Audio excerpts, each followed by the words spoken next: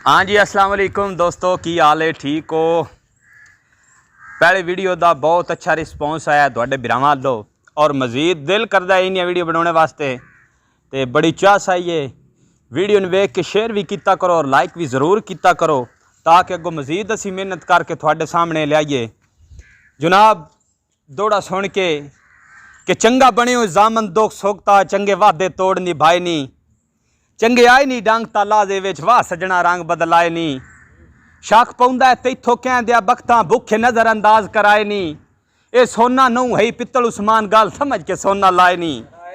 दोस्तों आज मोड़ कमेंट करके दसना पे केड़ी जगह तो वेदे पे हो वीडियो, तो वीडियो शेयर ज़रूर किया करो। बड़ी दुआन भी चाह सोसी तो थान भी चाह सोसी जे वीडियो चले थे। अगला दौड़ा एक बेवफा सज्जन दी नज़र कि रज छोड़ के केड़ा भुखियां दे हथ जोड़ के नाल खलोंदा है, बख्तां ते हर बंदा आख रखदा है, बख्तां नूं हर कोई लाउंदा है। मेरे यार उस्मान मुरब्बे कोई नहीं, शक ठीक जनाब नूं पौंदा है, दिल गुरदा ज़ेन अमीर है साडा जड़ा घट इंसान विच हुंदा है। ते